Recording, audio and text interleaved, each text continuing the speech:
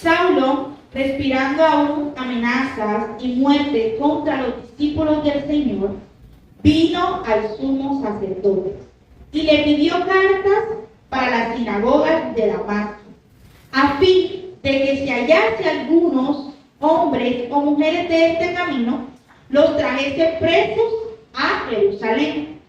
Mas yendo por el camino, aconteció que al llegar cerca de Damasco, repentinamente le rodeó un resplandor de luz del cielo.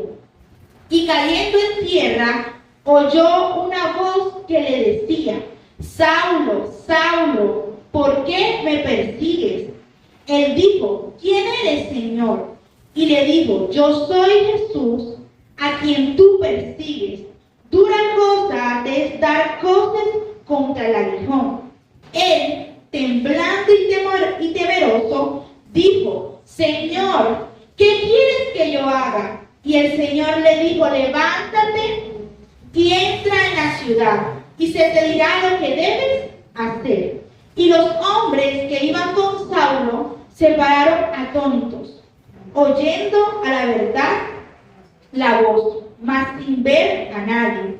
Entonces Saulo se levantó de tierra y abriendo los ojos no veía a nadie. Así que llevándole por la mano le metieron en Damasco, donde estuvo 3 días sin ver y no comió ni bebió. Había entonces en Damasco un discípulo llamado Ananías, a quien el Señor dijo en visión: Ananías. Y él respondió: heme aquí, Señor.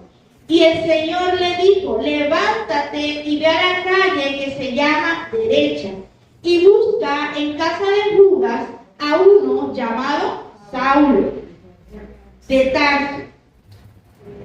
Sí, a uno llamado Saulo de Tarso, porque aquí él ora y ha visto en visión a un varón llamado Ananías, que entra y le pone las manos encima para que recobre la vista.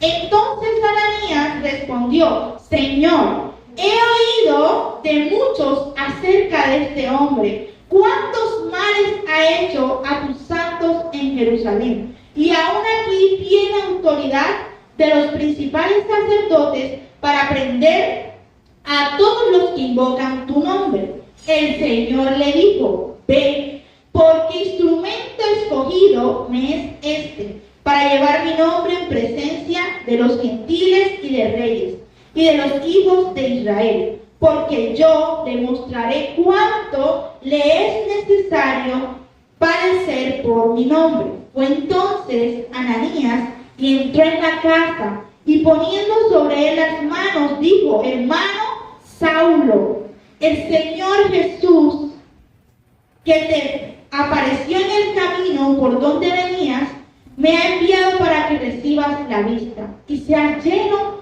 del Espíritu Santo. Y al momento le cayeron los ojos como escamas, y recibió al instante la vista, y levantándose fue bautizado. Y él, habiendo tomado aliento, recobró fuerzas, y estuvo Saulo por algunos días con los discípulos que estaban en Damasco. Y solo el versículo 20, que entra un poquito: enseguida predicaba a Cristo en las sinagogas, diciendo que este era el Hijo de Dios. Amén.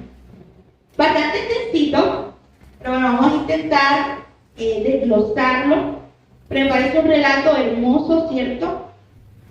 Este relato de la conversión de Saulo, de Pablo.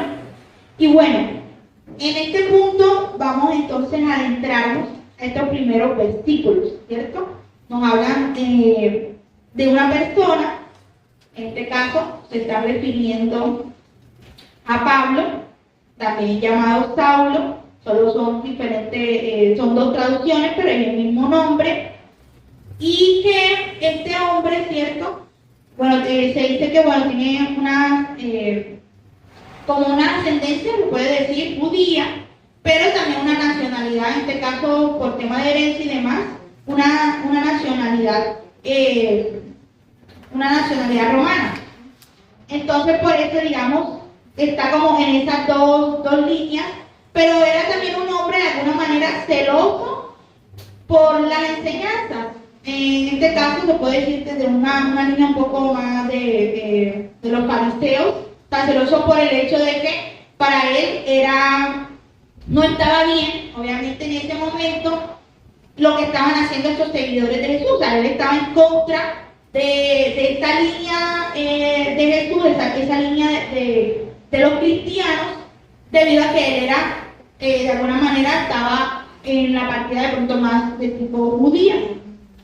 Y eso obviamente hacía que tuviese como esa dificultad para aceptar a Jesús, para aceptar también a sí mismo a sus seguidores. Tanto así que dice, ¿cierto?, que él mismo, bueno, aquí vamos a pasar este primer punto, él tenía una intención, la intención del hombre, que le he colocado a esta primera parte de los versículos. En los versículos, vamos a estar primeramente en versículos del 1 al 2.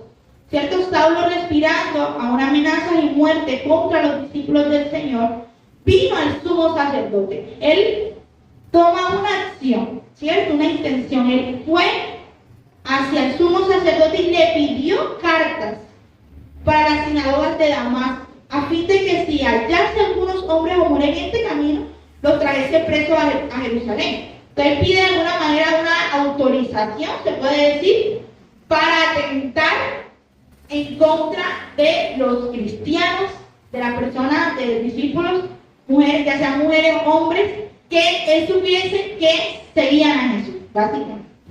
Pero hay una voluntad, una intención clara de parte de este hombre de ir hacia un lugar, buscar esa autorización. Él tenía claridad hacia cuál era su foco, ¿cierto? O las personas a las cuales él iba a atentar si la encontraba en este camino. O sea, él tenía todo de alguna manera pensado, había una intención de su corazón de atentar contra la vida de estas personas. Toma entonces esa iniciativa de accionar en contra de los cristianos y su intención entonces estaba clara. Aparentemente no había nada que pudiese cambiar la decisión o intención de su corazón. O sea, él estaba claro en lo que iba a hacer, hacia quiénes iba a dirigir ese atentado, ¿cierto? Ya antes, ya venía haciendo este ejercicio de perseguir constantemente a los cristianos para llevarlos presos. Entonces ya era algo que él de alguna manera conocía, tenía total convicción de lo que él estaba haciendo y por qué lo estaba haciendo. Parecía que nada podía detenerlo. Nada podía detener en ese momento la intención de aquel hombre de atentar en contra de quienes seguían a Jesús. Y muchas veces puede esto ser bastante, al llevarlo a nuestra vida, puede suceder muchas veces algo similar.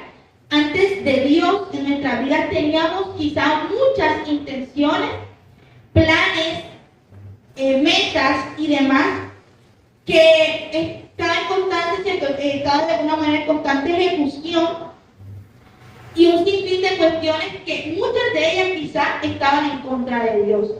Habían intenciones en nuestro corazón que todavía las hay, pero quizá en un momento dado, antes de conocer al Señor, estas intenciones estaban muchísimo más marcadas en nuestro corazón, que atentaban en contra de Él. Que ni siquiera éramos conscientes del daño que nos hacía a nosotros mismos y que a la vez, ¿cierto?, no le agradaba al Señor. Antes de conocerlo a Él, podemos recordar en nuestro corazón, en nuestra mente, en nuestra vida, que había muchas intenciones en nuestro corazón de atentar en contra de los principios del Señor y muchas veces hasta de atentar en contra de quienes le seguían. No necesariamente de la manera como Saulo, pero sí quizás teníamos idea ay, estos que siguen a Jesús, los cristianos, y mira que es cristiano, y mira que es cristiano. Y yo nunca voy a llegar a una iglesia, yo nunca voy a convertirme al cristianismo. Quienes siguen a Jesús son personas como que no piensan, no razonan. No sé, tantas cosas que se nos podían venir a la mente de ese grupo de personas que seguían y que siguen al Señor, y que en ese momento, como ese no era la intención de nuestro corazón, nuestra intención, nuestros planes y demás estaban en otras cosas, para nosotros era imposible llegar a los pies de Cristo. Era imposible que Él cambiara algo de nuestra mente, de nuestro corazón. Era imposible cambiar algo o alguna actitud de nuestra vida.